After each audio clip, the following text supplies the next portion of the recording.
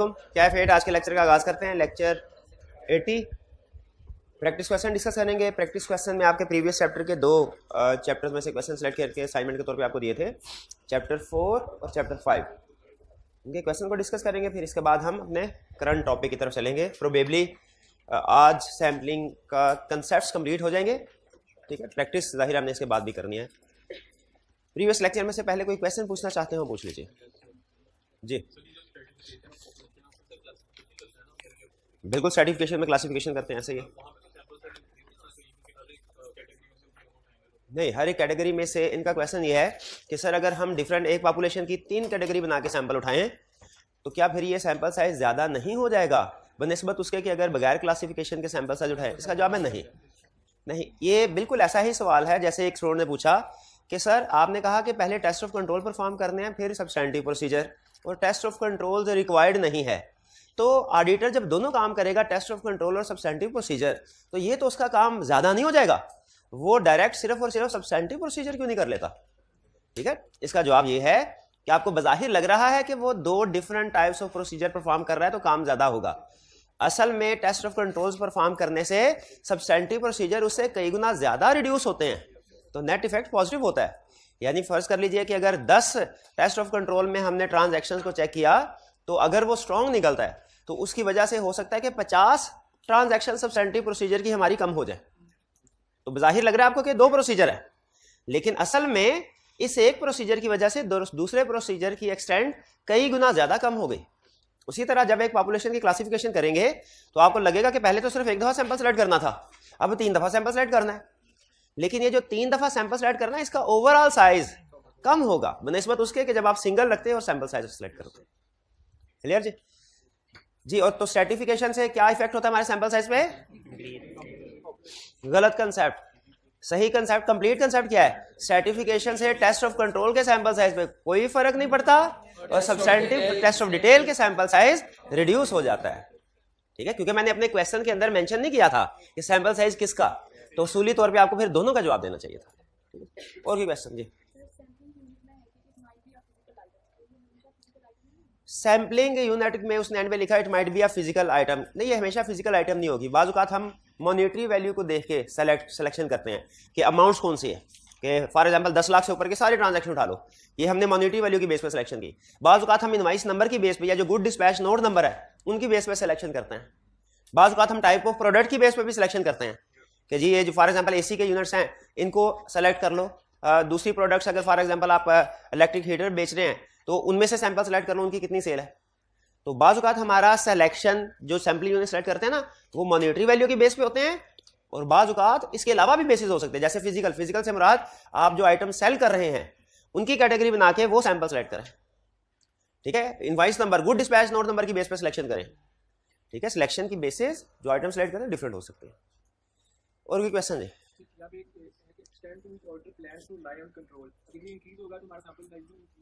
हाँ जी, अच्छा, ये क्वेश्चन है, ये कंसेप्ट 2-3 स्टूडेंट्स ने पूछा। उन्होंने कहा सर पहले तो आपने हमें ये पढ़ाया था कि इंटरनल कंट्रोल्स पे रिलाई करें तो हमारे सब्सटेंटिव प्रोसीजर कम होते हैं, और बिल्कुल यही पढ़ाया था। यहाँ पे सैंपल साइज में वो कह रहा है कि अगर आप इंटरनल कंट्रोल्स पे रिलाई करना चाहते हैं तो सैंपल साइज ज्यादा रखना पड़ेगा। हाँ, तो वो sample size test of controls का है, यानी कंट्रोल्स पे अगर रिलाई करना चाहते हैं तो कंट्रोल्स को ज्यादा टेस्ट करना पड़ेगा। हाँ, इसको टेस्ट करने के बाद सब्सटेंटिव प्रोसीजर तो कम ही होंगे, वो तो कम ही होंगे। तो यहाँ पे जो बात कर रहा है वो कंट्रोल, टेस्ट ऑफ कंट्रोल के सैंपल साइज की बात कर रहा है।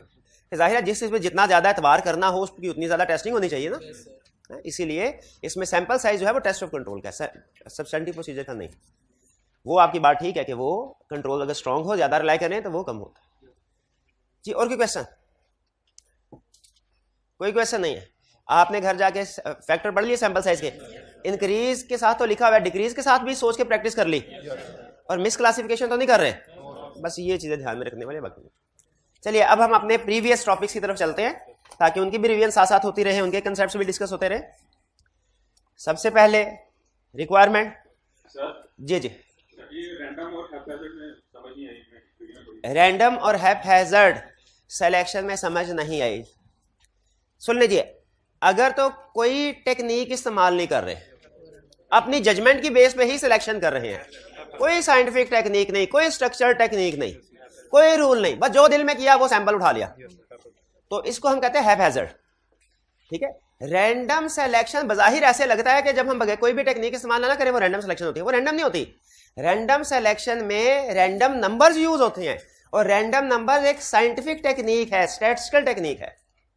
वो जो स्टैट में बार बार आप पढ़ते थे ना क्वेश्चन में कि 6 आइटम्स आर रैंडमली सिलेक्टेड, तो उसमें रैंडमली से मुराद ये नहीं होता कि जो दिल के आइटम वो सिलेक्ट कर ली, बल्कि रैंडमली से मुराद ये होता था कि रैंडम नंबर्स को यूज करते हुए सिलेक्शन। और रैंडम नंबर्स कैसे यूज करते हैं इसकी छोटी सी एग्जांपल कल मैंने आपको बताई थी क्लास में। इसी तरह के सॉफ्टवेयर डेवलप हुए हैं जिनमें हम अपना क्लाइंट का सारा डाटा उसमें कॉपी पेस्ट करते हैं और वो हमें सैंपल सेलेक्ट करके दे देता है, लेकिन उसमें स्टैटिस्टिकल टेक्निक्स यूज होती है रैंडम सिलेक्शन, इस में रखिएगा। ठीक है, तो जिसमें स्टैटिस्टिकल टेक्निक यूज हो वो रैंडम सिलेक्शन, और जिसमें कोई टेक्निक भी यूज ना हो हैप्पैज़ार्ड। क्लियर जी? और कोई क्वेश्चन? चलिए, अच्छा, अब chapter 4 requirement in respect of each of the above matter state with reason what action you would take and discuss the implication on the audit report if any.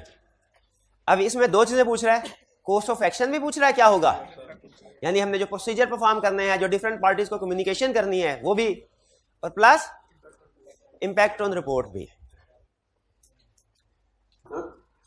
जी प्यारे भाई,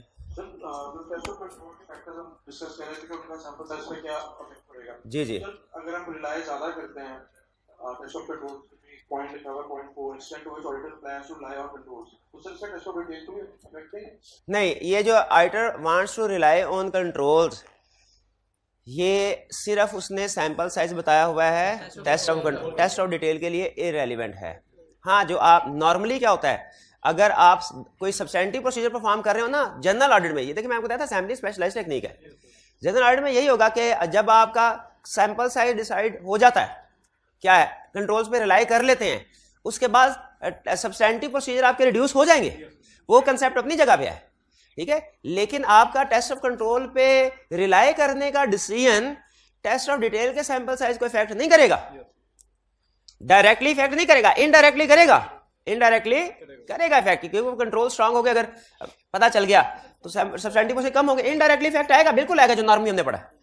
लेकिन direct sample size for test of detail पे effect नहीं होगा, क्योंकि वो उसके relevant factors में नहीं है। ठीक है, ये चीज ध्यान में रखिएगा। कंसेप्ट आपने वही बिल्ड करना जो पुराना है, कंट्रोल स्ट्रांग सब्सटेंटिव प्रोसीजर कम, लेकिन जब वो स्पेसिफिकली टेस्ट ऑफ डिटेल पे इफेक्ट पूछेगा तो reliance on control relevant factor नहीं है स्टैंडर्ड्स के मुताबिक। ठीक है, देखिए हमने जो आंसर करना है केस स्टडी का वो स्टैंडर्ड्स के फैक्टर्स के मुताबिक करना है। जी क्लियर हुआ मेरे भाई, कुछ समझ आई? चलिए, और कोई क्वेश्चन? नहीं होगा कोई अभी क्वेश्चन, ऐसे ना करें, होगा क्वेश्चन, पूरा मौका मिलना चाहिए कुछ। जी, और कोई हाइब्रिड क्लास में किसी स्टूडेंट का और कोई क्वेश्चन?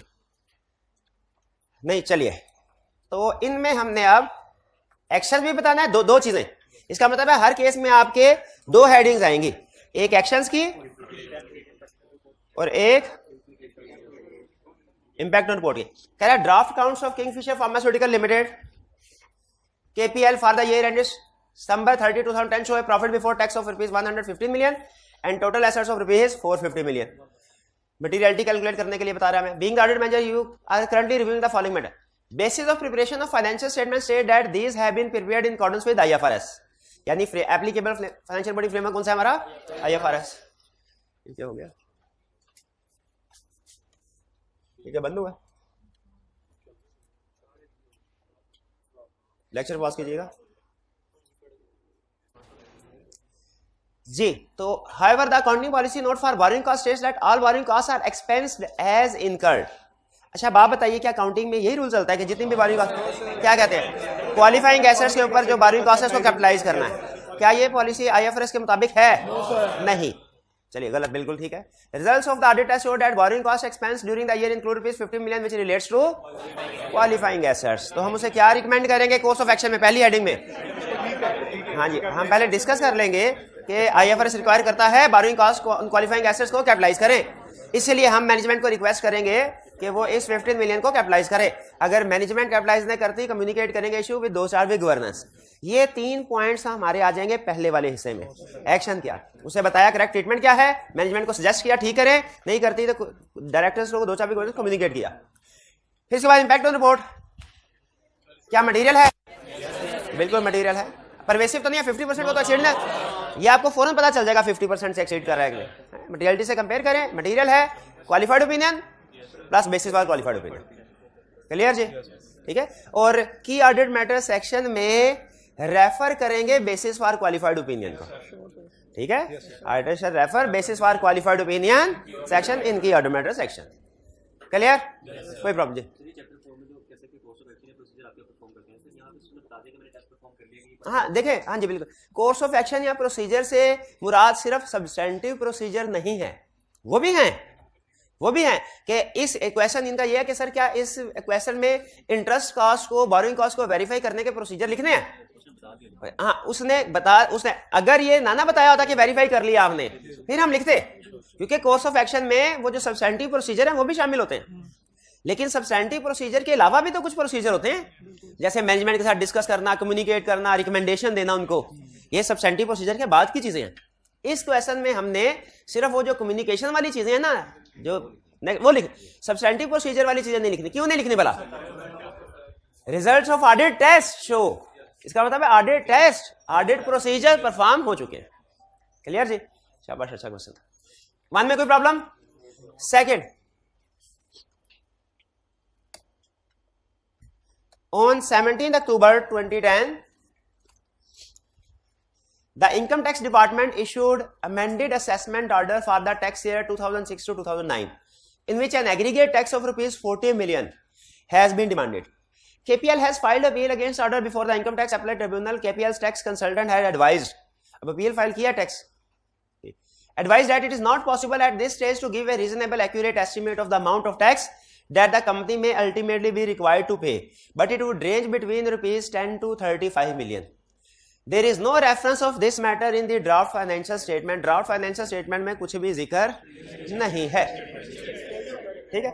अच्छा, पहले इसका करेक्ट ट्रीटमेंट क्या? एक चीज सुन लीजिए, अगर लोअर कोर्ट में फैसला कंपनी के खिलाफ हो गया और अपर कोर्ट में, हाई कोर्ट, सुप्रीम कोर्ट वगैरह में उसकी अपील फाइल की गई, तो पेंडिंग है केस हाई कोर्ट में, क्या फाइनेंशियल स्टेटमेंट्स में जो डिसीजन करना है डिस्क्लोजर का या प्रोविजन का, वो लोअर कोर्ट के फैसले के मुताबिक करना है या हाई कोर्ट का जो अपडेटेड स्टेटस होगा?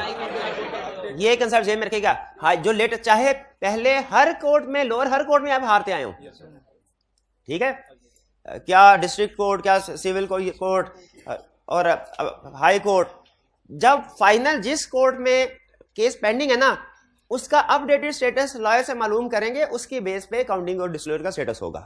तो अगर आपके जहन में ये आ रहा है कि लोअर कोर्ट में केस हार चुके हैं, अब अपील भी हार जाएंगे, ये असम्पशन ठीक नहीं है।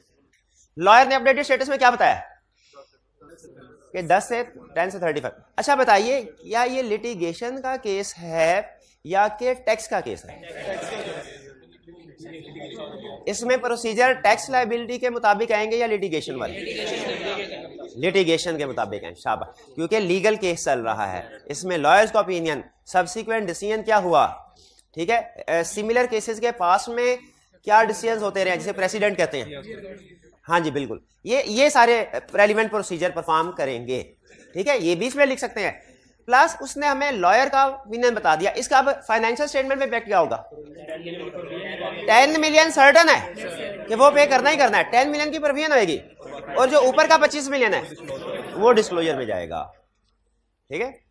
और रेफरेंस, इसका मतलब है ना प्रोविजन रिकॉर्ड हुई है ना डिस्क्लोजर, ठीक है। तो जो हमारा एक्शन होगा वो क्या होगा? हम मैनेजमेंट को कम्युनिकेट करेंगे, ठीक है, porque 10 मिलियन। हाँ, इसमें मजीद कुछ सब्सटेंटिव प्रोसीजर भी 2-3 ऐड करना चाहें कर सकते हैं, क्योंकि इसने लॉयर वाली बात कर दिया, लेकिन सब्सिक्वेंट स्टेटस भी आप देख लें, इस केस का क्या हुआ, ईयर के बाद प्रेसिडेंट क्या है, ये प्रोसीजर भी लिख लें, 2-3 प्रोसीजर भी, सब्सटेंटिव प्रोसीजर भी लिख सकते हैं। हाँ, इसके बाद जो मेन कोर्स ऑफ एक्शन होगा वो क्या? मैनेजमेंट को रिक्वेस्ट करनी है क्या? 10 मिलियन के प्रोविजन रिकॉर्ड करें और 25 मिलियन का डिस्क्लोजर दे। और अगर मैनेजमेंट ये प्रोविजन डिस्क्लोजर रिकॉर्ड नहीं करती तो फिर मिस स्टेटमेंट है, इफेक्ट क्या होगा? Material qualified opinion. Materiality calculate करने के लिए कौन सी अमाउंट लेंगे? 10 के 35, 35 हायर वाली अमाउंट ले लें। वैसे इसे नॉर्मली डिसीजन में चेंज नहीं होता, 10 मिलियन में भी वो मटेरियल ही होता है 35, लेकिन एज प्रैक्टिस आप हायर वाली अमाउंट के साथ वर्स्ट केस को कंपेयर करें कि वर्स्ट केस भी आ गया तो इसका इफेक्ट क्या हो सकता है। तो material qualified opinion, basis for qualified opinion की बात कर लेंगे। अच्छा, और अगर मैनेजमेंट ने ये प्रोविजन और डिस्क्लोजर रिकॉर्ड कर दिया फिर क्या होगा? शाबाश, MCs of matter, legal case है, एक्सेप्शन। तो लीगल केस जो भी आ जाए आपको पता है वो एक्सेप्शन। हाँ, की ऑडिट मैटर में टैक्स कंटीजेंसी वाली बात थी, लेकिन अब चूंकि इसको हमने एमसीज ऑफ मैटर में इंक्लूड कर दिया तो फिर की ऑडिट मैटर में नहीं करेंगे। क्लियर जी? और कोई क्वेश्चन? सर 10 मिलियन अगर है तो फिर उसकी लायबिलिटी यानी चाहिए प्रोविजन क्यों है? प्रोविजन कह लें, लायबिलिटी कह लें, एक ही बात है, वो प्रोविजन अमाउंट ही होगी। हाँ बिल्कुल, ये असल में अभी फैसला नहीं हुआ ना, फैसला हो जाएगा तब लायबिलिटी रिकॉर्ड होती है, ये प्रोविजन ही आएगी। ऑडिट में आप प्रोविजन लिख दें या लायबिलिटी लिख दें कभी गलत नहीं होगा। ऑडिट के पॉइंट ऑफ व्यू से सामने प्रोविजन लायबिलिटी, काउंटिंग में ठीक है फर्क, क्योंकि अभी अनसर्टन है ना, वो जब कोर्ट का फैसला हो जाता है उसके बाद हम उसको लायबिलिटी में लेते हैं, बात आपकी ठीक। Third, directors report contain a statement that current years in, अच्छा ये मुझे लगता है आप नहीं कर पाएंगे, इसको नहीं पिक कर, क्योंकि ये आपके सिलेबस से बाहर कंसेप्ट था, लेकिन चूंकि आई कैप के 2 जगहों पे उसने क्वेश्चन बैंक में क्वेश्चन इंक्लूड किए थे, जो मैंने आपको सिखाया था, कल वाला भी यही था। चलें फिर, The director's report contains statement that current year's increase in profit before taxation by over 10% is primarily due to the improved operating performance of the company. उनका कंपनी की परफॉर्मेंस बहुत इंप्रूव हो गई है, इसीलिए तो प्रॉफिट बढ़ा है। However, the income statement shows that KPL's profit before tax includes a gain on sale of factory amounting to rupees 30 million. ये परफॉर्मेंस की वजह से नहीं है, ये फिक्स एसेट बेचा था। In absence of this gain, company would have reported a reduction in operating profit by 19%. इसकी बजाय कम हो चुका। तो ये नहीं, मेरा ख्याल ये है कि ये सारा काम नोट्स द अकाउंट्स में नहीं हुआ, ये डायरेक्टर बोर्ड में हुआ है। अगर इस तरह की चीज उसने नोट्स द अकाउंट्स में लिखी होती ना, तो फिर हम कहते हैं miss statement in financial statement. अब ये सारी गलत बातें उसने डायरेक्टर्स रिपोर्ट में लिखी हुई हैं, हम इसको miss statement in financial statement नहीं कह सकते। एक मिनट, तो इसको miss statement in financial statement नहीं कह सकते, ऐसा ही है, तो क्या कहेंगे? क्या कहेंगे? Miss statement in financial statement नहीं कह सकते, तो क्या कहेंगे? Miss statement in other information. Other directors report financial statement नहीं है, अदर इंफॉर्मेशन है, ठीक है? तो इसका रिपोर्ट पे तो कोई इफेक्ट नहीं आएगा, आएगा क्या आएगा? शाबाश, अदर इंफॉर्मेशन सेक्शन में हम डिस्क्राइब करेंगे इस misstatement in other information को, बस इतनी लाइन लिखना काफी है, ठीक है? We shall describe this misstatement in other in director report in other information section of audit report. अच्छा, यहां पे बहुत एहतियात से लिखना है अदर इंफॉर्मेशन, अगर जल्दी जल्दी में अदर इंफॉर्मेशन के बजाय अदर मैटर लिख दिया ना गया, या other legal and regulatory responsibility लिख दिया ना गया, क्योंकि इसमें भी अदर आता है ना भाई। क्लियर? तो इसमें अगेन उसी तरह मैनेजमेंट को कम्युनिकेट करेंगे, रिक्वेस्ट करेंगे अदर इंफॉर्मेशन को करेक्ट करें। अगर मैनेजमेंट करेक्ट कर दे तो अनमोडिफाइड भी वो अदर इंफॉर्मेशन में भी नहीं जाएगा। अगर मैनेजमेंट करेक्ट नहीं करती, ओपिनियन स्टिल अनमोडिफाइड है, लेकिन अदर इंफॉर्मेशन सेक्शन में हम इसको मेंशन कर देना है। क्लियर जी? आगे चलते हैं।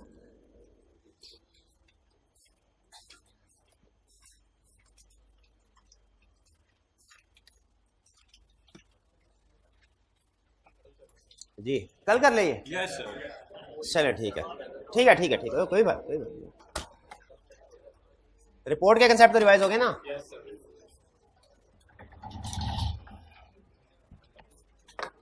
चलिए अटेंटिव हो जाइए। कल के लेक्चर में हमने सैंपल साइज की बात कर ली थी, और फिर उसके बाद लास्ट कंसेप्ट क्या पढ़ा था? Sample selection method. इनमें सैंपल सिलेक्शन मेथड में कोई प्रॉब्लम तो नहीं है? चलिए, अब कल के लेक्चर के एंड पे हम इस नतीजे पे पहुंच चुके थे कि हम डिसाइड कर लें हमने अप्रोच कौन सी अडॉप्ट करनी है, स्टैटिस्टिकल के नॉन स्टैटिस्टिकल, हमारा सैंपल साइज क्या होगा, इंक्रीज के डिक्रीज, और हमारा सैंपल सिलेक्शन मेथड क्या होगा। ठीक है, वो रैंडम होगा, सिस्टमैटिक होगा, हैपहैज़र्ड होगा, नहीं या ब्लॉक नहीं, ब्लॉक कभी नहीं होगा। ठीक है, हाँ जी। बल्कि एंड में उसने एक टिप्स ही बताई हुई है, मैं चाहता हूं आपके साथ शेयर कर लूं। वो कह रहा है कि स्टैटिस्टिकल सैंपलिंग में जो हैपहैज़र्ड है ना, इसमें चूंकि ऑडिटर की जजमेंट यूज होती है, इसीलिए स्टैटिस्टिकल सैंपलिंग करते हुए हैपहैज़र्ड मेथड को यूज नहीं किया जाता। ठीक है, रूल ये है कि अगर नॉन स्टैटिस्टिकल सैंपलिंग, पहला रूल, हैपहैज़र्ड मेथड कभी भी यूज नहीं करना, कभी भी, चाहे स्टैटिस्टिकल सैंपलिंग हो चाहे नॉन स्टैटिस्टिकल। हैपहैज़र्ड सॉरी हाँ ठीक ठीक, ब्लॉक सिलेक्शन नहीं, एक दफा और हुआ तो फिर चाहे हुआ, अभी नहीं नहीं, अपने लिए कह रहा हूँ, आपके लिए आप बिल्कुल एक्टिव है, अटेंटिव है, इसलिए तो फौरन गलती पकड़। तो ब्लॉक सिलेक्शन कभी भी यूज नहीं करनी हमने, इसकी रीजन स्टैंडर्ड बताता है कि ये परफेक्ट रिप्रेजेंटेटिव ऑफ पॉपुलेशन नहीं है। हैपहैज़र्ड यूज कर सकते हैं लेकिन नॉन स्टैटिस्टिकल में, स्टैटिस्टिकल में नहीं। और स्टैटिस्टिकल में क्यों नहीं, इसकी रीजन क्या है, जजमेंट होती है, कोई स्टैटिस्टिकल टेक्निक इस्तेमाल थोड़ी होती है। हाँ, अगर स्टैटिस्टिकल सैंपलिंग यूज कर रहे हो, स्टैटिस्टिकल, उसमें आप सिस्टमैटिक मेथड भी यूज कर सकते हैं और रैंडम मेथड भी यूज कर सकते हैं। सिस्टमैटिक भी यूज कर सकते हैं और रैंडम भी यूज कर सकते हैं। यहां पे उसने एक वर्ड बोला इक्वल का। In statistical sampling every item has equal chance of selection, ठीक है। In statistical sampling every item has equal chance, ऐसे ही है ना, हर आइटम का सिलेक्ट होने का। स्टैटिस्टिकल में, नॉन स्टैटिस्टिकल में चूंकि जजमेंट होती है ना, तो जजमेंट में बायसनेस आ सकती है, उसमें हर एक के सिलेक्ट होने का इक्वल चांस नहीं है, ठीक है। जैसे अगर मैंने कुछ स्टूडेंट्स को सिलेक्ट करने हो ना, तो टीचर बाय डिफॉल्ट बायस होता है उन स्टूडेंट्स की तरफ जो क्लास में एक्टिव होते हैं, पार्टिसिपेशन कर रहे होते हैं, ठीक है। तो वो जितना मर्जी इंडिपेंडेंट हो जाए, जितना मर्जी वो टीचर इंडिपेंडेंट होने की कोशिश करे, सिलेक्शन में वो उनको फेवर या उनको प्रेफरेंस नहीं देगा। लेकिन अगर स्टैटिस्टिकल सैंपलिंग हो रही होगी, उसके लिए तो सारे स्टूडेंट्स एक बराबर है। इसीलिए कहा जाता है कि हर आइटम, अच्छा ये थोड़ा ट्रिकी पॉइंट है, सुनिएगा। हालांकि केस स्टडी में यूज नहीं होता ज्यादा, लेकिन मैं आपको बताना चाह रहा हूं कि हर आइटम के सिलेक्ट होने का चांस दोनों जगह पे है, स्टैटिस्टिकल में भी और नॉन स्टैटिस्टिकल में भी। Every item has chance of selection, ये तो डेफिनेशन में था सैंपलिंग के, लेकिन एवरी आइटम के सिलेक्ट होने का चांस इक्वल है कि कम बेश है, ये डिपेंड करता है। अगर स्टैटिस्टिकल सैंपलिंग होगी तो हर आइटम के सिलेक्ट होने का चांस है और है भी इक्वल, लेकिन अगर नॉन स्टैटिस्टिकल होगी तो हर आइटम के सिलेक्ट होने का चांस नॉन स्टैटिस्टिकल में भी है, लेकिन कम ज्यादा होगा, इक्वल नहीं है। इसलिए इक्वल को फोकस किया। ये समझ आ गई बात आपकी? चलिए, अब ये 2-3 चीजें ध्यान में रखिएगा, कहीं ऐसा ना हो किसी केस स्टडी में स्टैटिस्टिकल सैंपलिंग आपसे करवाए और फिर हैपहैज़र्ड मेथड की तरफ ले जाए। आपने कहना नहीं, ठीक है। ये अब स्टैटिस्टिकल सैंपलिंग के साथ कौन सी वाला मेथड सूटेबल है, रैंडम और सिस्टमैटिक। और नॉन स्टैटिस्टिकल के साथ हैपहैज़र्ड भी और रैंडम और सिस्टमैटिक, ठीक है। अपग्रेडेड चीज के साथ अपग्रेडेड आइटम भी मैच होंगी, डाउनग्रेडेड चीज के साथ डाउनग्रेडेड भी हो सकती हैं, अपग्रेडेड भी हो सकती है, ठीक है। चलिए, अच्छा अब चलते हैं हम के लेक्चर के बाद। हमने जहां पे कल का लेक्चर छोड़ा था वो क्या पॉइंट था, हम मेथड सेलेक्ट कर लिया, साइज सेलेक्ट कर लिया, अप्रोच सेलेक्ट कर ली, सैंपल उठा के हमारे सामने हमारी टेबल पे आ चुका है। कल हमने जहां पे सैंपलिंग छोड़ी थी वो कौन सा फेज था, सैंपल हमारी टेबल पे आ चुका है। अब डिजाइन, अब हमने क्या करना है, इससे अगली बात है। अब ये अटेंटिव हो गए, अब ये तरतीब से चलेंगे, इनमें लॉजिकल सीक्वेंस है, इसलिए इंशाल्लाह आसानी से समझ आ जाएंगे। अब हमने प्रोसीजर परफॉर्म करने हैं। अच्छा, ये चैप्टर आपको स्पेसिफिक प्रोसीजर नहीं सिखाएगा, कि वो चैप्टर 10 ने सिखा दिए कि कौन सा एरिया को वेरीफाई कर रहे हैं तो आपके प्रोसीजर क्या होंगे, ये उसने सिखा दिया। ये जनरल अप्रोच आपको सिखा रहा है कि कोई भी एरिया हो, अब आपने उसके ऊपर प्रोसीजर परफॉर्म करने हैं। ये चाहे सैंपल आपने रिपेयर एक्सपेंस का उठाया हो, एडवर्टीजमेंट एक्सपेंस का उठाया हो, आपने कोई भी मार्केटिंग एक्सपेंस कोई भी उठाया है, अब आपने क्या करना है, उसके ऊपर प्रोसीजर परफॉर्म करने हैं। जब आप प्रोसीजर परफॉर्म कर रहे होंगे ना, तो 3-4 पॉसिबिलिटीज क्या हो सकती है, वो आपके सामने रख रहा हूं। पहली पॉसिबिलिटी कि आपने सैंपल एक एक करके चेक कर रहे हैं और सारी चीजें ठीक है, ये तो बेहतरीन सिचुएशन हो गई। ये तो वैसे ही था जैसे कंफर्मेशन लेटर सेंड करें और जवाब एग्रीड हो, ये तो बेहतरीन है, इसीलिए उसने इसकी तरफ तवज्जो नहीं दी, इसको ज्यादा डिस्कस नहीं किया। दूसरी पॉसिबिलिटी क्या है, आपने कोई यूनिट सैंपलिंग यूनिट उठाया, कोई ट्रांजैक्शन आपने कहा जैसे, और आपको पता चला वो आइटम तो कैंसिल हो चुकी है, वो आइटम क्या हो चुकी है, कैंसिल हो चुकी है। इसका मतलब क्या, जैसे एग्जाम्पल से समझते हैं, आप देख रहे थे क्या सीएफओ ने चेक्स की पेमेंट्स की अप्रूवल की है, आपने चेक्स बुक में से चेक का सैंपल उठाया और देखा कि हर एक के साथ अप्रूवल लगी है कि नहीं। एक चेक नंबर ऐसा था जिसके ऊपर अमाउंट फिगर्स में और वर्ड्स में डिफरेंट थी, गलती से डिफरेंट हो गई, उसको क्रॉस कर दिया गया, यह है कि चेक खराब हो गया, यह है कैंसल्ड आइटम। अगर सैंपलिंग करते हुए आपके सैंपल में कोई कैंसल्ड आइटम आ जाए, अब देखिए आइटम कैंसिल हुई है, नंबर तो उधर ही रहेगा ना, लेकिन आइटम अब आपने क्या करना है, स्टैंडर्ड कहता है इसकी रिप्लेसमेंट आइटम सेलेक्ट कर लें। रिप्लेसमेंट आइटम का मतलब क्या है? इस कोई और नहीं, इसी की वेरी नेक्स्ट आइटम, इसी की, क्योंकि मोस्ट प्रोबेबली जिस चीज से ये रिलेट कर रही थी ना वो इसके इमीडिएटली आगे पीछे वाली होगी कोई, तो इसके इमीडिएटली आगे पीछे वाली कोई रिप्लेसमेंट आइटम सेलेक्ट कर ले। तो जब कोई आइटम कैंसिल हो आपने क्या करना है? रिप्लेसमेंट आइटम सेलेक्ट करनी है। रिप्लेसमेंट आइटम कौन सी? वेरी नेक्स्ट या वेरी बिफोर, अगर वेरी नेक्स्ट बाजुकात नहीं होती तो ये है कैंसिल। दूसरा, if item is missing. Missing का मतलब क्या है? आपने कहा मुझे ये इस चेक नंबर की अप्रूवल चाहिए, पता चला कि उसके डॉक्यूमेंट्स ही गायब है अप्रूवल। इसको क्या इसमें भी, अच्छा अब इसको डिफरेंशिएट करना है पिछले एग्जांपल से, क्या इसमें भी रिप्लेसमेंट आइटम सेलेक्ट कर लें? इसमें रिप्लेसमेंट, ये इशू ज्यादा सीरियस है, ठीक है। इसमें स्टैंडर्ड ये कहता है कि आपने अगर कोई आइटम मिसिंग हो, अगर टेस्ट ऑफ कंट्रोल परफॉर्म कर रहे हैं तो उसे समझना है डेविएशन है। टेस्ट ऑफ डिटेल परफॉर्म कर रहे हैं, मिस स्टेटमेंट। क्लियर? इन दोनों में फर्क समझ आ गया? इफ आइटम इज कैंसल्ड या इफ आइटम इज मिसिंग। इसको वो कुछ और शायद उसने नॉट अवेलेबल, नॉट एप्लीकेबल, कुछ इस तरह का लफ्ज इस्तेमाल किया है ना। When is auditor is unable to apply procedure, ठीक है।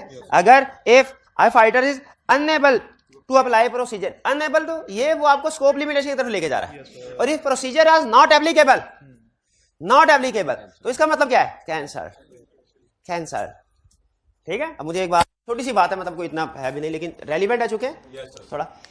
ये हमारा एक टीम मेंबर था, उसने वर्किंग पेपर के ऊपर लिखा होता है कि ये डॉक्यूमेंट चेक करने हैं, तो कॉलम लिखे होते हैं चेकलिस्ट। हम हर डॉक्यूमेंट को चेक करते हैं, जैसे सेल्स की ट्रांजैक्शन में good dispatch note, customer order वगैरह वो लिखे हम टिक करते जाते हैं, ये भी चेक कर ले, ये भी कर ले। एक बॉक्स में जूनियर ने लिखा था ये एन नंबर है, नॉट एप्लीकेबल या नॉट अवेलेबल, नॉट ये। अगर इसमें क्या सीनियर को जूनियर से पूछना चाहिए कि इस एन ओवर ए से उसका क्या मतलब है? अगर वो कहे सर इसका मतलब है नॉट एप्लीकेबल, तो हम कहेंगे ठीक है रिप्लेसमेंट आइटम सेलेक्ट, ये ज्यादा सीरियस इशू नहीं है। लेकिन अगर इसका मतलब नॉट अवेलेबल था, नॉट अवेलेबल, तो ये ज्यादा सीरियस हो गया इशू।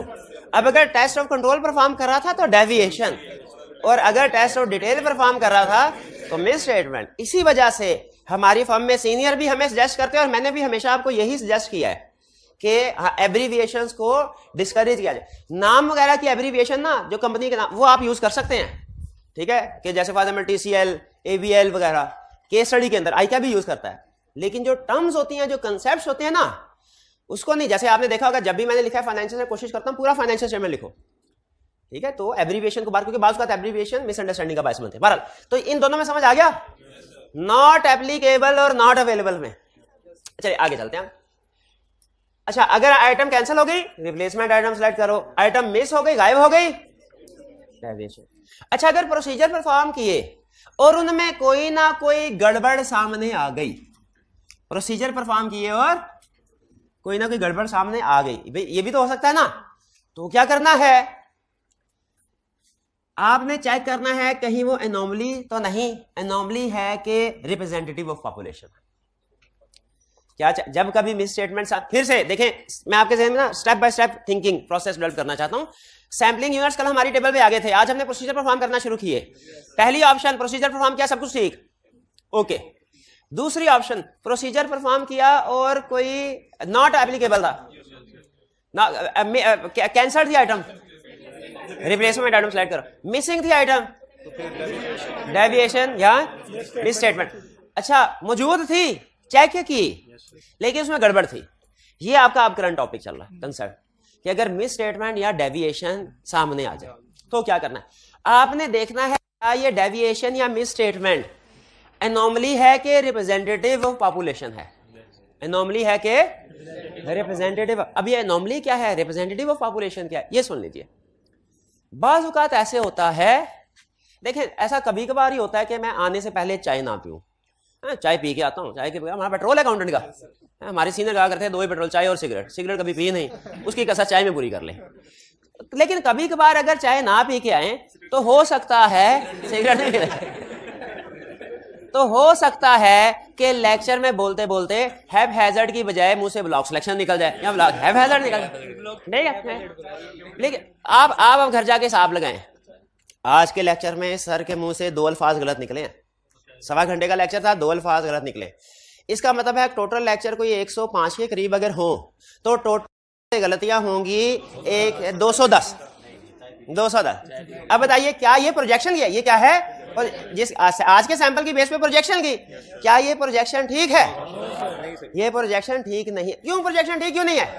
क्योंकि ये जो इवेंट है ये एक वन ऑफ इवेंट की वजह से एरर हुआ। ये एरर किस वजह से? वन, जो रोज रोज तो नहीं होता, कभी कभार होता है।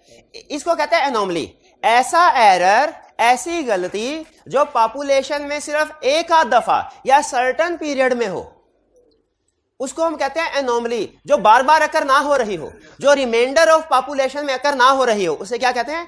एनोमली। एनोमली एरर है, एनोमली, लेकिन इसे प्रोजेक्शन में इस्तेमाल नहीं करना चाहिए। इसे क्यों प्रोजेक्शन में क्यों नहीं? क्योंकि वो बार बार अकर हुआ ही नहीं। चलिए अब मैं आपके सामने एक एग्जांपल रखता हूं। अगर आपने इसको सही जवाब दे दिया तो इसका मतलब ये कंसेप्ट बिल्ड हो गया। सीएफओ की तबीयत खराब हुई, एक मैनेजर अकाउंट्स जो कि एक सर्टेन एरिया में उसकी एक्सपर्टीज थी लेकिन ओवरऑल फाइनेंशियल स्टेटमेंट में एक्सपर्टीज नहीं थी, उसको 4 दिन के लिए सीएफओ की पोजीशन पे एक्टिंग सीएफओ बना दिया गया। इस अरसे के दौरान में उसने कुछ चीजें उसके लिए नहीं थी, उसमें उस टेम्परेरी एम्प्लॉय ने गलती, टेम्परेरी में सिर्फ है ना, गलती कर दी। एज ऑडिटर हमारे सैंपल साइज में वो एरर आ गए, एक्सपेंसेस के थे। क्या हमें उन एरर्स को प्रोजेक्शन में यूज करना चाहिए? नहीं, एरर है, इस पे कोई दूसरी एरर जरूर है, ठीक है, लेकिन प्रोजेक्शन में यूज क्यों नहीं करना? क्योंकि वो सिर्फ 4 दिन के लिए है, सारे साल के लिए नहीं है। अब यहां गौर से सुनिएगा, तीसरा कंसेप्ट भी साथ ही ऐड कर रहा हूं। स्टैंडर्ड क्या कहता है? अगर आपको कोई मिस स्टेटमेंट या डेविएशन मिले, आपने देखना है कि वो एनोमली है कि रिप्रेजेंटेटिव है। अगर एनोमली है तो इसका यानी कोई टेम्परेरी एम्प्लॉय का एरर, ऐसा एरर जो कि सिर्फ खास आर्जी तौर पे है, तो उसकी प्रोजेक्शन नहीं करनी।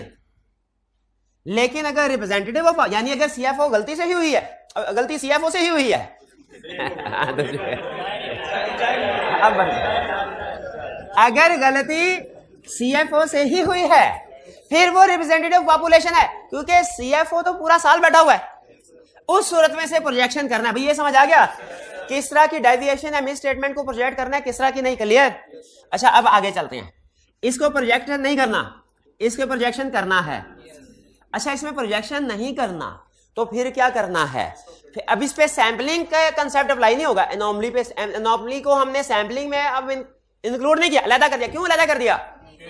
रिप्रेजेंटेटिव ऑफ, अच्छा इसको अलग कर दिया, सैंपलिंग नहीं करनी। अगला सब तो फिर करना क्या? Specific item selection. अब देखिए, अब हमने क्या करना है? हमने कहना है 4 दिन वाले सीएफओ, तुम्हारी गलती सामने आई, उसे हम साल के बाकी 361 दिन पे प्रोजेक्ट नहीं करेंगे क्योंकि तुम वहां मौजूद ही नहीं थे, लेकिन तुम्हारे 4 दिनों की हर ट्रांजैक्शन को निकाल लेंगे क्योंकि इसमें रिस्क अब ज्यादा है। इस पे सैंपलिंग अप्लाई नहीं कर रहे, लेकिन फिर स्पेसिफिक आइटम सिलेक्शन करनी है और इस एरिया में अपने प्रोसीजर्स बढ़ा देने हैं, बढ़ा देने हैं। जैसे एक केस स्टडी में उसने मिलता जुलता कंसेप्ट पूछ लिया।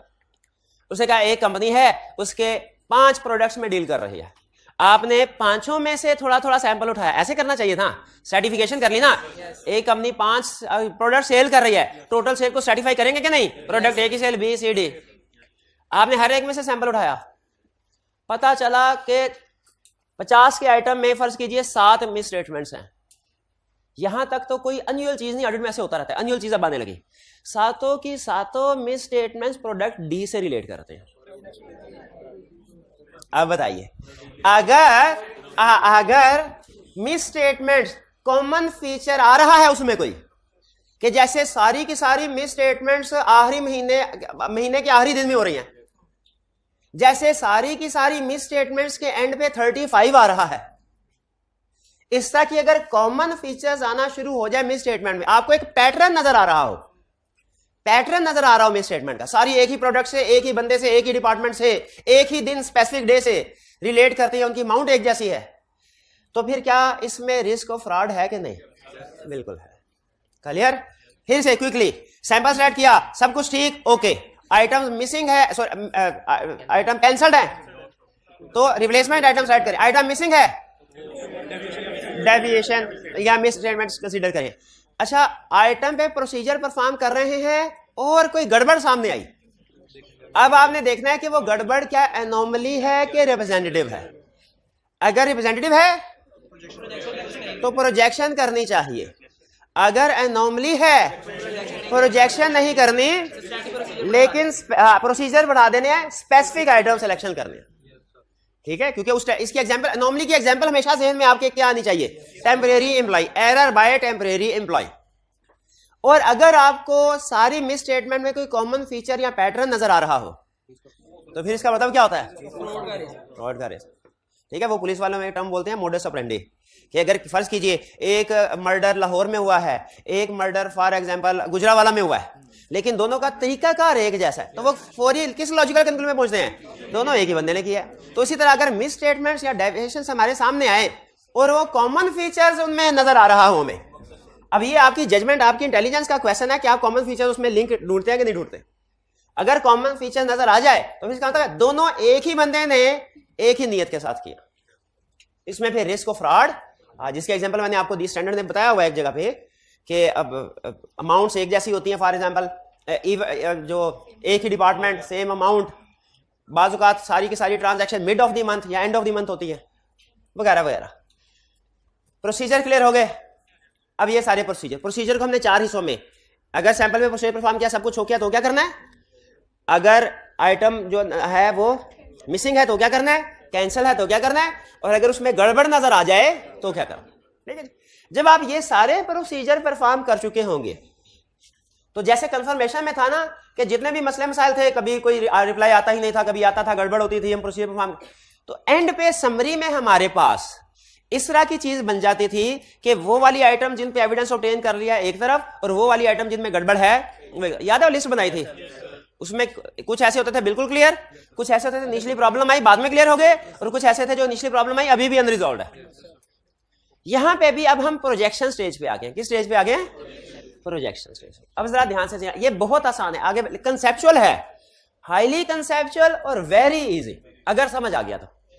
पहले मुझे यहां तक ओके करें, क्या ये परफॉर्मिंग प्रोसीजर की चीजें क्लियर हो गई सारी। अब आगे चलते हैं, प्रोजेक्शन। अब हमने क्या करना है, अब टेस्ट ऑफ कंट्रोल की प्रोजेक्शन का तरीकाकार और है, टेस्ट ऑफ डिटेल की प्रोजेक्शन का तरीकाकार और है, ठीक है। अच्छा, पहले टेस्ट ऑफ डिटेल की प्रोजेक्शन, वो कैसे, अच्छा किसकी प्रोजेक्शन परसेंटेज में होगी और किसकी अमाउंट्स में, पहले तो ये बताओ। टेस्ट ऑफ कंट्रोल की होगी परसेंटेज में, टेस्ट ऑफ डिटेल की होगी अमाउंट्स में, ठीक है। प्रोजेक्शन अगर 100 का सैंपल उठाया, टोटल 1000 की पॉपुलेशन, 500 की पॉपुलेशन थी, 100 का सैंपल उठाया, 20 रुपीज की, कितने की, रुपीज कह रहा हूं, नंबर ऑफ ट्रांजैक्शन नहीं, अमाउंट्स ऑफ ट्रांजैक्शन, क्योंकि टेस्ट ऑफ डिटेल है।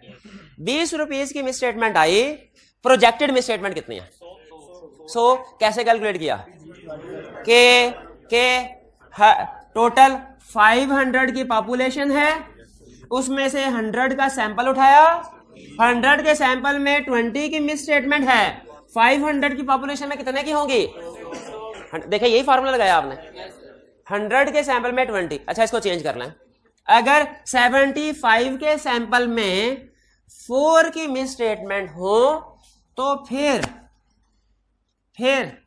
700 की पॉपुलेशन में कितनी होंगी, 37 के लगभग। ये है प्रोजेक्शन करना, इसे क्या कहते हैं, प्रोजेक्शन। प्रोजेक्शन किसे कहते हैं, सैंपल की बेस पे पॉपुलेशन के मिस स्टेटमेंट को प्रोजेक्ट करना, अंदाजा लगाना। लेकिन याद रखें ये प्रोजेक्टेड मिस स्टेटमेंट है, एक्चुअल नहीं है, ये मेन कंसेप्ट याद रखिएगा, प्रोजेक्टेड है, एक्चुअल नहीं है। और यही एक रीजन है जिसकी वजह से स्टैंडर्ड ये कहते हैं आप प्रोजेक्टेड मिस स्टेटमेंट की बेस पे क्वालिफाइड ओपिनियन नहीं दे सकते। याद है आपको बताया था सैम्पलिंग में आपको इंपैक्ट ऑन ओपिनियन नहीं पूछेगा, क्यों नहीं पूछेगा, इसलिए सैम्पलिंग आपको प्रोजेक्शन की तरफ लेके जाती है, और प्रोजेक्टेड मिस स्टेटमेंट आपका बेस्ट एस्टिमेट होता है, एक्चुअल फिगर्स नहीं है। बहरहाल प्रोजेक्शन कर ली टेस्ट ऑफ डिटेल की। अब अगली प्रोजेक्शन किसकी करनी है, टेस्ट ऑफ, कहता है टेस्ट ऑफ कंट्रोल की प्रोजेक्शन करें। चले जी, अब इसमें अमाउंट्स को ध्यान में रखना है, सॉरी परसेंटेज को ध्यान में रखना है। एक मिनट है, परसेंटेज को ध्यान में रखना है, मसला मेरा आप समझ गए हैं, नशा टूट रहा है मेरा, परसेंट। अच्छा अब इसमें नंबर ऑफ ट्रांजैक्शन है, फर्ज कीजिए कि 100 का सैंपल उठाया जिसमें 15 की मिस स्टेटमेंट थी, सॉरी डेविएशन थी। 100 का सैंपल उठाया, 15 की डेविएशन थी। 100 का सैंपल उठाया, 15 की डेविएशन थी। बताइए 500 में कितने % डेविएशन होंगी? कितने % डेविएशन होंगी? एक मिनट है, 15 वो कैसे? 100 ये अमाउंट नहीं है, ये नंबर ऑफ ट्रांजैक्शन है, टेस्ट ऑफ कंट्रोल है। डेविएशन रेट प्रोजेक्ट कर रहे हैं हम। 100 में से 15 डेविएशन है, 500 में से कितनी होंगी? होंगी कितनी? पहले 15 75 75 और इसका डेविएशन रेट कैलकुलेट करना है, तो 75 डिवाइडेड बाय 500 ये क्या आया? 15%। वो तो सैंपल का डेविएशन रेट बता रहे हैं आप, पॉपुलेशन का डेविएशन रेट सेम है। अच्छा ये इत्तेफाक से हो गया होगा, फिगर चेंज करते हैं। अगर 75 है सैंपल, इसमें 5 की मिस डेविएशंस आई, तो टोटल 500 में से ये टोटल 300 कर लेते हैं, 300 में से कितना डेविएशन रेट होगा? कितना होगा? 6.67। ये तो आप सैंपल का डेविएशन रेट बता रहे हैं, पॉपुलेशन का भी यही होगा। फिर इसका मतलब है रूल बन गया। रूल क्या बन गया कि टेस्ट ऑफ डिटेल में प्रोजेक्शन करनी है, टेस्ट ऑफ कंट्रोल में प्रोजेक्शन करने की जरूरत नहीं। Sample deviation rate is equal to population deviation rate. Sample deviation rate is equal to, और ये परसेंटेज की वजह से। ये बात समझ आ गई? चलिए फिर से क्विक रिवीजन कर लेते हैं। स्टेप कल हमने सैंपल सेलेक्ट कर लिया था, आज हमारी टेबल पे सैंपल पड़ा है, हमने इस प्रोसीजर परफॉर्म करना शुरू किया। पहली पॉसिबिलिटी क्या है? प्रोसीजर परफॉर्म करिए, एवरीथिंग ओके। दूसरी पॉसिबिलिटी प्रोसीजर परफॉर्म किए, आइटम कैंसिल, इसमें क्या करना है? रिप्लेसमेंट। तीसरी पॉसिबिलिटी प्रोसीजर परफॉर्म किए और मिसिंग थी आइटम, रेस्ट ऑफ कंट्रोल है तो डेविएशन, रेस्ट ऑफ डिटेल है तो miss statement. Fourth possibility procedure perform किए, उनमें कोई ना कोई गड़बड़ निकल आई, तो हमने क्या देखना है? क्या ये एनॉमली है कि रिप्रेजेंटेटिव है? अगर रिप्रेजेंटेटिव है तो प्रोजेक्शन में यूज करेंगे, अगर एनॉमली है प्रोजेक्शन में यूज नहीं करना, क्योंकि रिप्रेजेंटेटिव नहीं है पॉपुलेशन। लेकिन प्रोसीजर बढ़ा देने हैं स्पेसिफिक एरिया पे। और इस एनॉमली की एग्जांपल क्या है? एग्जांपल बताइए, error by temporary employ. Clear? अब ये इश्यूज हमारे, और अगर कॉमन फीचर सामने आ जाएं तो रिस्क ऑफ फ्रॉड होगा। अच्छा, अब इसके बाद हमने प्रोजेक्शन करनी है। प्रोजेक्शन अगेन डिपेंड करता है टेस्ट ऑफ कंट्रोल है कि टेस्ट ऑफ डिटेल। अगर टेस्ट ऑफ डिटेल है उसकी प्रोजेक्शन सिंपल, सैंपल में इतनी गलतियां हैं, पॉपुलेशन में कितनी होगी? अगर टेस्ट ऑफ कंट्रोल है, प्रोजेक्शन करने की जरूरत नहीं है, sample deviation rate is equal to population deviation rate, वही प्रोजेक्टेड रेट ऑफ डेविएशन होगा। जो सैंपल का डेविएशन रेट है वही, और हमने 2 दफा कैलकुलेशन करके ये बात रीचेक कर ली है। अब आते हैं लास्ट फेज की तरफ। प्रोजेक्शन भी हो गई, प्रोसीजर भी परफॉर्म हो गए, प्रोजेक्शन भी हो गई, ठीक है। अब वैल्यूएटिंग रिजल्ट्स वैल्यूएट करने हैं, यहां पे अटेंटिव। अच्छा बताइए, पहले किसके रिजल्ट वैल्यूएट करना सिखाऊं? टेस्ट ऑफ कंट्रोल के, टेस्ट ऑफ, सुन लें रिजल्ट्स वैल्यूएट करते। जिस तरह नॉर्मल ऑडिट में हम जब प्रोसीजर परफॉर्म कर लिया करते थे, तो जो मिस स्टेटमेंट होती थी मटेरियलिटी के साथ कंपेयर करते थे, केस स्टडी भी किया। अगर मिस स्टेटमेंट जो आइडेंटिफाई की है वो मटेरियलिटी लेवल से कम हो, हम कहते थे ठीक है। अगर मटेरियलिटी लेवल से ज्यादा है, हम कहते थे गड़बड़ है। उसी तरह सैम्पलिंग में भी 2 चीजों का कंपैरिजन होगा। एक होगी टॉलरेबल रेट ऑफ डेविएशन, ये क्या है? ये आपको पता है मटेरियलिटी का सब्स्टिट्यूट है इधर सैम्पलिंग है, टॉलरेबल रेट ऑफ डेविएशन। और दूसरी क्या होगी? Projected rate of deviation. अगर प्रोजेक्टेड रेट ऑफ डेविएशन, अगर टॉलरेबल क्या है? मैक्सिमम जो हम अफोर्ड कर सकते हैं, प्रोजेक्टेड क्या है? जो हमारे अंदाजे में हो, ठीक है, एस्टिमेट। लेकिन याद रखें, एक टेक्निकल पॉइंट आपके सामने रख रहा हूं, वैसे में आ गया इस बार, प्रोजेक्टेड रेट ऑफ डेविएशन भी एस्टिमेटेड है, एक्सपेक्टेड रेट ऑफ डेविएशन भी एस्टिमेटेड, लेकिन दोनों में फर्क है।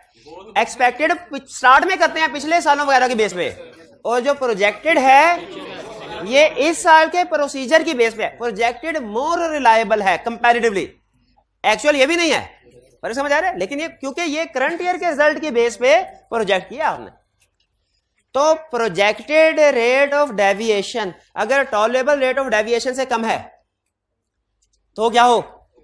Okay, controls are strong, auditor will rely on control and will perform less substantive procedure. ठीक हो गया जी। दूसरा केस, अगर projected rate of deviation tolerable rate of deviation से ज्यादा है तो ऑडिटर का कंक्लूजन क्या होगा? Controls are weak, auditor shall not rely on control, auditor shall increase extent of substantive procedure. बात समझ आ गई? ये है test of control. Test of control में दोनों चीजें बता दी आपको। अब किसकी बात करें? टेस्ट ऑफ डिटेल की। अगर प्रोजेक्टेड मिस स्टेटमेंट, अच्छा टेस्ट ऑफ डिटेल में गैस कीजिए किसको किसके साथ कंपेयर करेंगे? प्रोजेक्टेड मिस स्टेटमेंट्स को टॉलरेबल मिस स्टेटमेंट के साथ। अगर projected misstatement tolerable misstatement से कम है तो ऑडिटर कहेगा ठीक है, वो कहेगा no material misstatement, population is okay. अगले एरिया पे चलो।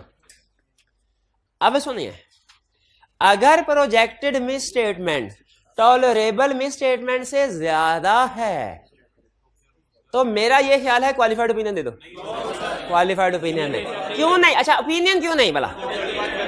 क्योंकि वो एक्चुअली आइडेंटिफाइड है ही नहीं, वो प्रोजेक्टेड है। अगर आप ओपिनियन क्वालिफाई करेंगे तो बेसिस फॉर क्वालिफाइड ओपिनियन में आपको वो एक्चुअल मिस स्टेटमेंट बतानी पड़ेगी किस एरिया में किस अमाउंट की थी, जो कि आपको पता ही नहीं क्योंकि ये सिर्फ अंदाजा है। तो इसमें ओपिनियन तो नहीं आएगा। फिर क्या आएगा? अच्छा इसमें देखे स्टैंडर्ड अभी अजीब सूरत हाल है। वो कैसे?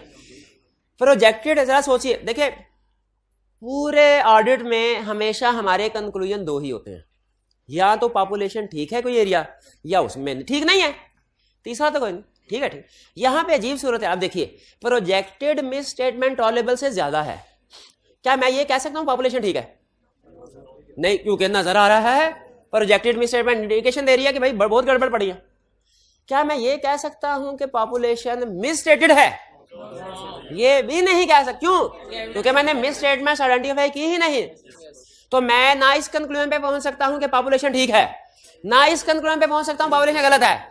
तो इसका मतलब क्या? सैम्पलिंग ने मुझे कोई कंक्लूजन दिया ही नहीं। सैम्पलिंग ने मुझे उस स्टेज पे ला छोड़ा कि यहां पे मैं किसी कंक्लूजन पे पहुंच ही नहीं सकता। Sampling does not provide reasonable basis for our conclusion. इस मौके पे क्या कहा जाता है? Sampling does not provide reasonable basis for our conclusion. यानी वो कह रहे हैं ना तो हमारे पास रीजनेबल एविडेंस है इस चीज का कि पॉपुलेशन ठीक है और ना ही इस चीज का कि पॉपुलेशन गलत है। Sampling does not provide reasonable basis for our conclusion. इस सिचुएशन में फिर हमने क्या करना है? अब देखें, आपको नजर आ रहा है प्रोजेक्टेड कंक्लूजन, समझ आ गया? आपको नजर आ रहा है कि प्रोजेक्टेड मिस स्टेटमेंट है। अब उसको ढूंढना है, क्योंकि ओपिनियन क्वालिफाई तब तक नहीं कर सकते जब तक एक्चुअली मिस स्टेटमेंट सामने ना आए।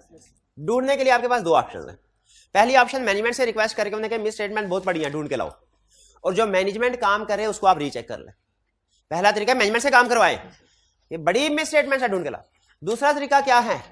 खुद प्रोसीजर अपने बढ़ा लें, खुद काम कर लें। लेकिन अगर मैनेजमेंट से काम करवाएंगे, मैनेजमेंट से तो आपको चेक करना पड़ेगा, रिव्यू करना पड़ेगा उसका। भाई क्लियर हुई है बात? ये था हमारा सैम्पलिंग। फिर से जरा क्विक रिवीजन करते हैं आज के सारे कंसेप्ट्स के। कल के लेक्चर में हमने कहां पे छोड़ा था काम? कि सैंपल हमारी टेबल में मौजूद है। आज हम काम करना शुरू कर दिया। स्टेप नंबर 1 प्रोसीजर परफॉर्म करना शुरू किए। पहली ऑप्शन क्या है? कोई प्रॉब्लम सामने नहीं, ओके। दूसरी ऑप्शन क्या है? आइटम कैंसिल हो गई, क्या करना है? रिप्लेसमेंट। तीसरी आइटम मिसिंग हो गई, तीसरा क्या करना है? डेविएशन या मिस स्टेटमेंट। फोर्थ, चेक किया कोई ना कोई गड़बड़ सामने आई, क्या देखना है? रीजन देखना है। एनोमली है तो क्या करना है? प्रोजेक्शन नहीं करनी, सिलेक्टेड एरिया पे प्रोसीजर ज्यादा परफॉर्म कर देना है। एनोमली की एग्जांपल क्या है? Error by temporary line. और अगर रिप्रेजेंटेटिव है प्रोजेक्शन करो, एनोमली पे नहीं करनी, प्रोजेक्शन रिप्रेजेंटेटिव पे करनी। और अगर मिस स्टेटमेंट के कुछ कॉमन फीचर सामने आ जाए, रिस्क ऑफ फ्रॉड इंक्रीज हो जाएगा। अब ये प्रोसीजर परफॉर्म हो गए। इसके बाद अगला काम क्या करना है? प्रोजेक्शन, टेस्ट ऑफ कंट्रोल और test of detail. Test of detail की प्रोजेक्शन तो नॉर्मल होगी कि सैंपल में इतने की मिस स्टेटमेंट है, पॉपुलेशन में कितने की होगी, डिवाइड मल्टीप्लाई कर दें। टेस्ट ऑफ कंट्रोल में प्रोजेक्शन करने की जरूरत नहीं, sample deviation rate is equal to population. वही प्रोजेक्टेड जो सैंपल का डेविएशन रेट है वही पॉपुलेशन का प्रोजेक्टेड डेविएशन बन जाएगा। अब आ जाए रिजल्ट वैल्यूएशन पे। टेस्ट ऑफ कंट्रोल की वैल्यूएशन कैसे करेंगे? अगर प्रोजेक्टेड टॉलरेबल से कम है, कंट्रोल स्ट्रॉन्ग। अगर प्रोजेक्टेड टॉलरेबल से ज्यादा है, कंट्रोल्स वीक रियलाइज नहीं करना। अब टेस्ट ऑफ डिटेल पे आ जाए, अगर प्रोजेक्टेड टॉलरेबल से कम है ओके पॉपुलेशन ठीक है, लेकिन अगर प्रोजेक्टेड, यही सबसे अहम है, प्रोजेक्टेड टॉलरेबल से एक्सीड कर जाए misstatement, sampling does not provide reasonable basis for our conclusion. हमने मजीद प्रोसीजर परफॉर्म करने हैं, क्लाइंट से भी रिक्वेस्ट कर सकते हैं और खुद भी प्रोसीजर परफॉर्म कर सकते हैं। क्लियर? अच्छा, अब देखें, ताज़ा ताज़ा कंसेप्ट है, अगले 5 मिनट में आप वो फायदा हासिल, आप पूरा चैप्टर प्रैक्टिकली रिवाइज कर सकते हैं 5 मिनट आपके पास, पूरा chapter practically numerically with the help of numeric example revise करना चाहते हैं, आ जाए फिर लास्ट पेज के ऊपर, आपको नजर आ रहा होगा पेज 285 पे टेबल, आपने इस टेबल को पढ़ना है और नीचे जो कैलकुलेशंस हुई है उनको क्रॉस चेक करते जाएं। अगर आपको शुरू से लेके एंड तक एक एक लफ्ज एक एक कैलकुलेशन समझ आ गई तो समझ लीजिए सैम्पलिंग का चैप्टर पार हो गया आपका। केस स्टडी भी इंशाल्लाह कर लेंगे। क्लियर? तो अब अगले 5 मिनट कोई बात नहीं करनी, सिर्फ चुप करके सबने रीडिंग करनी है। पॉज कीजिए जी। रीडिंग कर लिया आपने? कोई प्रॉब्लम? कोई एप्लीकेशन समझ आई? टेस्ट ऑफ कंट्रोल में कैलकुलेशन कैसे करते हैं और रिजल्ट कैसे इंटरप्रेट करना है, बस बेहतरीन हो गया। अच्छा, आज आपने क्या करना है, प्रीवियस चैप्टर की होम असाइनमेंट तो करनी है, ये सैम्पलिंग वाली केस स्टडी लाजमी करनी है। सैम्पलिंग में अभी तक इक्का दुक्का के अलावा हमने कोई केस स्टडी नहीं की तो तसल्ली नहीं है मेरी, ठीक है? कल केस स्टडी, लेकिन अब इंशाल्लाह आपका अगर कंसेप्ट क्लियर है तो केस स्टडी आसानी से कर लेंगे, तो कल लाजमी आपने केस स्टडीज करके आनी है। आज का लेक्चर खत्म करते हैं हम। अल्लाह हाफ़िज़।